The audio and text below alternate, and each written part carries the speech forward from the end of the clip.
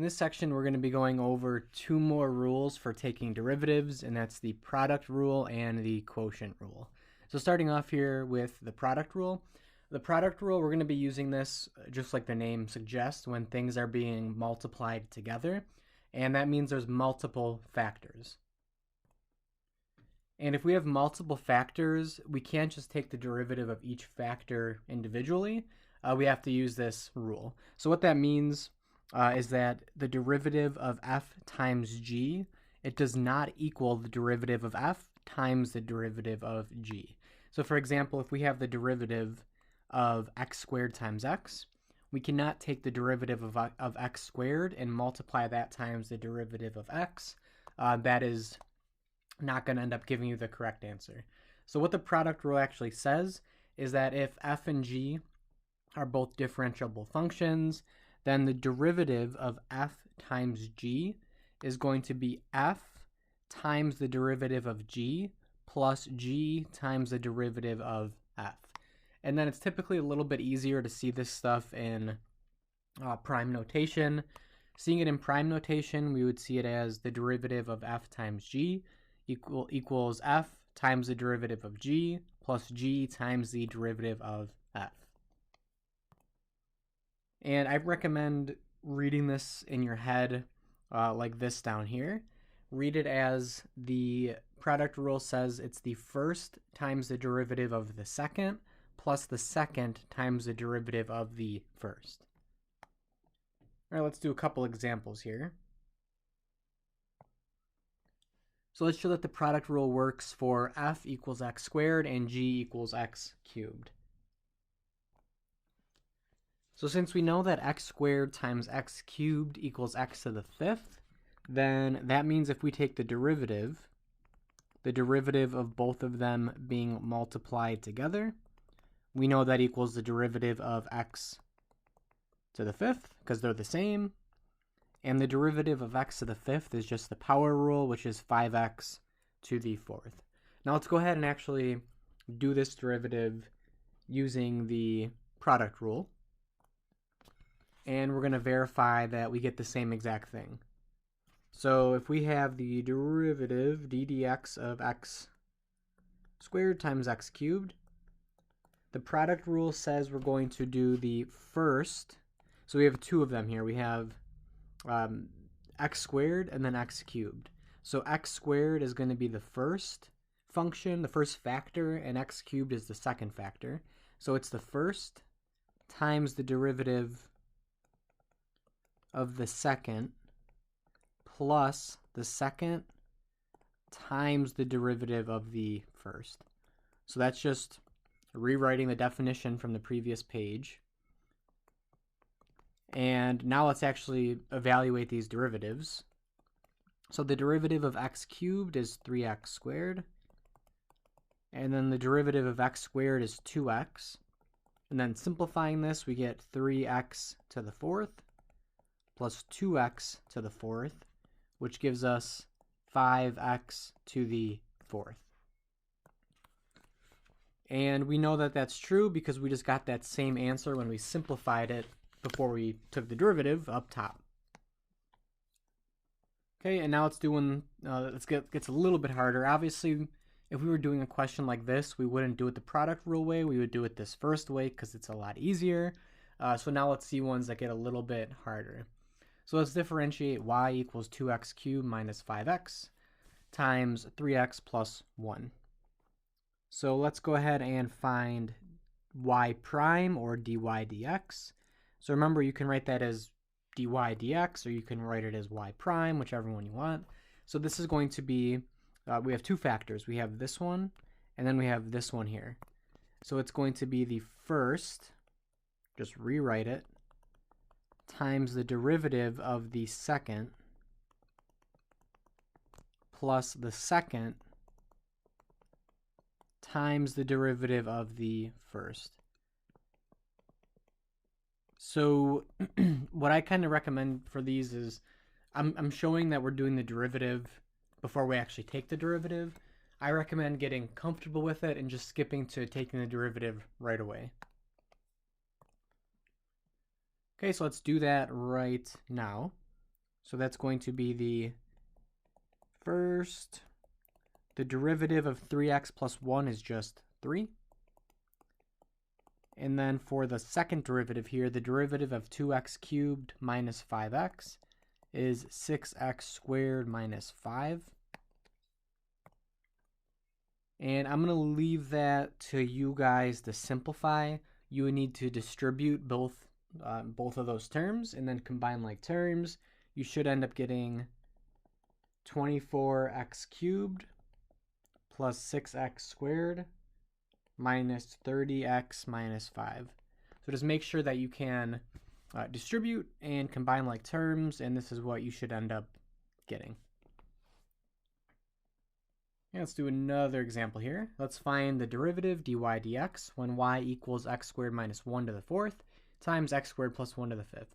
So in the previous example that we just did, we could have distributed those two binomials together right away and then taken the derivative, and it just would have been power rule essentially for the whole thing. Now this one, you can distribute that whole thing, but it would be extremely messy. So this one you almost have to take the use the product rule for it.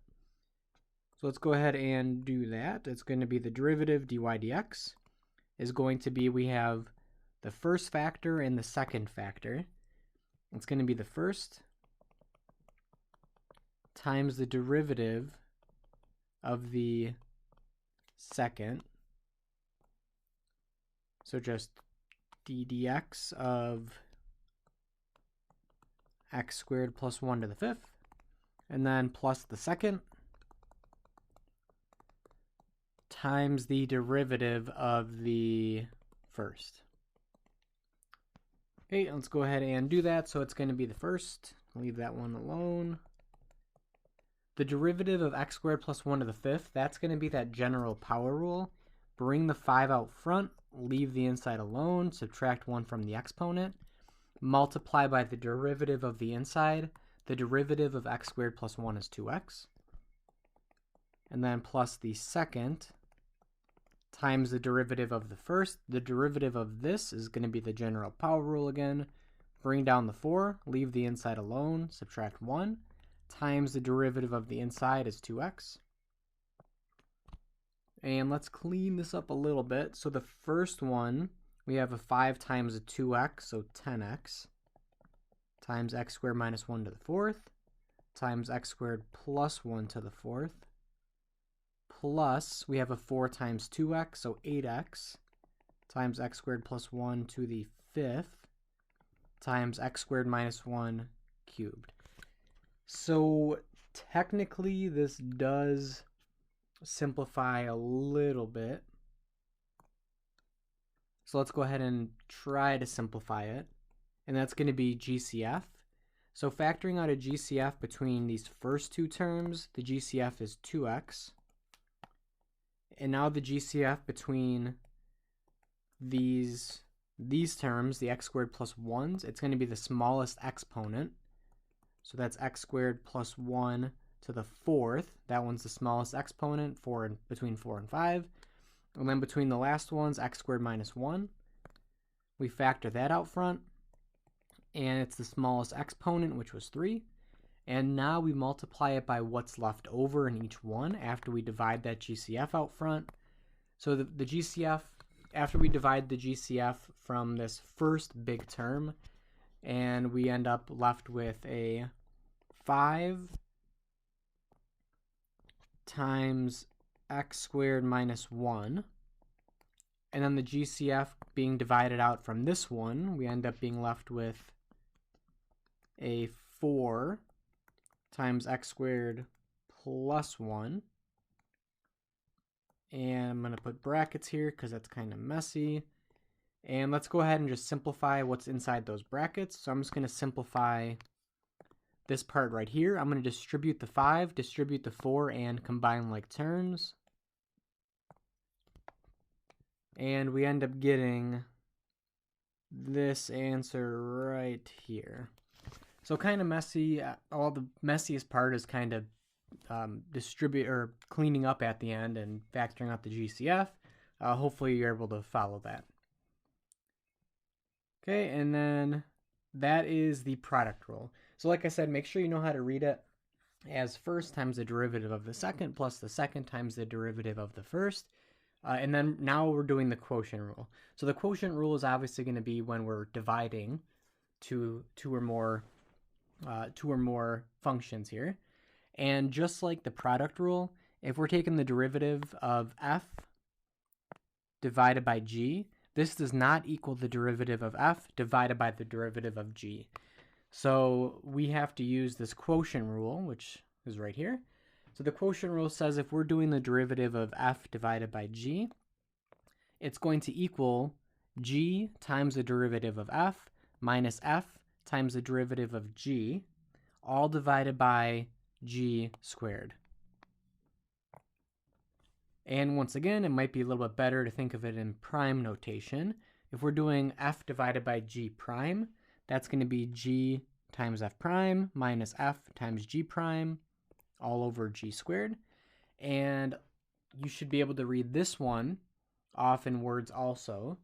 So this little, when you see this word, the d here, that represents derivative, and low represents denominator, and high represents numerator. So if you're taking the derivative and you need the quotient rule, you can read it as low d high minus high d low all over low squared. So that means it would be the low d high means denominator times the derivative of the numerator minus the numerator times the derivative of the denominator all divided by the denominator squared. Okay, so that's a term, that's the little phrase I'm going to be using for this. So let's differentiate y equals x over 2x plus 3. So it's going to be the quotient rule because we're dividing. So this is going to be dy dx, or y prime, is going to equal low d high minus high d low, all divided by low squared. So once again, low means denominator, high means numerator, and d means derivative. Okay, now let's go ahead and clean this up. So that's going to be 2x plus 3 times 1. The derivative of x is just 1, so I'm not even going to write that in, minus x times the derivative of 2x plus 3. The derivative of 2x plus 3 is just 2. And that's all divided by 2x plus 3 squared. So cleaning this up a little bit, we're left with x, or that's going to be, I'm going to rewrite this as 2x. We're actually just left with 3. The 2x's cancel off over 2x plus 3 squared. So this one actually simplified pretty nicely. Okay, and let's do another one. So now we want to find the derivative of y, which is x cubed over x squared plus 1 to the fourth. So dy dx, it is going to be low d high minus high d low. And that is all going to be divided by low squared. So that's going to be x squared plus 1 to the fourth. And then we still have to square that.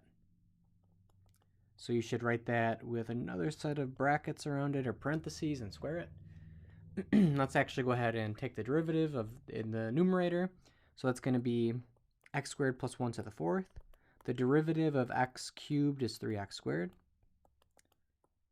And the derivative of x squared plus 1 to the fourth is going to be 4 times x squared plus 1 cubed times 2x. So that was just the general power rule once again. And for this denominator, if you have a power to a power, you multiply. So 4 times 2, you get 8. Okay, now we actually have to clean up this numerator just a little bit. So I'm going to write this as 3x squared times x squared plus 1 to the fourth minus, we have x cubed times 4 times 2x. That's going to be 8x to the 4th times x squared plus 1 cubed over x squared plus 1 to the 8th. And let's factor out a GCF in the numerator of x squared. So factoring out a GCF between these two terms right here, we factor out an x squared and an x squared plus 1 cubed, because the cubed is the smaller exponent between the two. And then we think about what's left over. So we divide this first one by the GCF, and we end up getting 3 times x squared plus 1. And we have one of those left because we took out 3 out of the 4. And next we divide this term by the GCF, and we get 8x squared, and we took out all 3 of the x squared plus 1s, and that's going to be over x squared plus 1 to the 8th. And we need to simplify it because that looks pretty messy. So we get x squared times x squared plus 1 cubed times, if we distribute the 3 and combine like terms in here, we're going to end up getting negative 5x squared plus 3. And what we can do now is we can actually cancel these two terms right here. X squared plus 1 cubed over x squared plus 1 to the 8th. So 3 of them cancel, which means they're all gone in the numerator. And I'm just going to write negative 5x squared plus 3 as 3 minus 5x squared. Looks a little bit cleaner. So now for that denominator, 3 of them cancel, so there's only 5 factors left. So the exponent is 5 now. Okay, and that looks pretty clean. Looks like that's as far as we can simplify it, so that is our derivative. All right, one more. We want the derivative, we want dy dx of y, which is x over x plus 1 cubed. So we need the quotient rule, so it's going to be low. So this whole entire denominator, d high d dx of x, which is going to be nice because that's just going to be 1, minus high d low. So the derivative of that, oops, not times, the derivative of this denominator all over that denominator squared. Okay, now for the derivatives in the numerator, what I'm going to do is, we know that the derivative of x is just 1, so I'm just going to rewrite that first part, x plus 1 cubed, without its parentheses because we know we don't need them because it's multiplied by 1. And now for this next part, we have minus x times, so let's put some parentheses here just in case, x times the derivative of x plus 1 cubed. The derivative of x is 1. The derivative of x plus 1 cubed is 3 times x plus 1 squared, times the derivative of x plus 1 is just 1, so I'm not going to bother writing it. Okay, so we actually don't even need these parentheses on the outside, these big ones, so I'm just going to get rid of them. So we have this is all divided by that denominator. And let's go ahead and simplify the numerator, because once again, this is kind of the messiest part here. We have x plus 1 cubed minus, we're going to distribute this negative x. That's going to be negative x times 1 minus 3x times x plus 1 squared. And let's simplify a little bit more in this numerator. So in the numerator, we actually have the x's cancel, x minus x, which is nice. We are left with x plus 1 cubed minus 3x times x plus 1 squared. over that whole denominator again. And lastly, what we can do here is factor out a GCF in the numerator. We have these two terms. The GCF is going to be x plus 1 squared because we picked the smaller exponent. And then when we think about what's left over, we divide both terms by that. X plus 1 cubed, we took out 2 of them, so we're just left with the 1 of them. And then for the second term, we are left with 3x, and we took out x plus 1 squared, so that's all that's left for that one. Notice how I'm not even touching this denominator. There's really nothing we could do here because it's kind of messy. And for the last step, all we have to do is simplify x minus 3x, and that's pretty much it. So it's x plus 1 squared. X minus 3x is negative 2x. So we have x plus 1 squared times 1 minus 2x over that denominator. And that should do it for the simplified version of the derivative. Okay, so that's actually it for this section. That is the product rule and the quotient rule.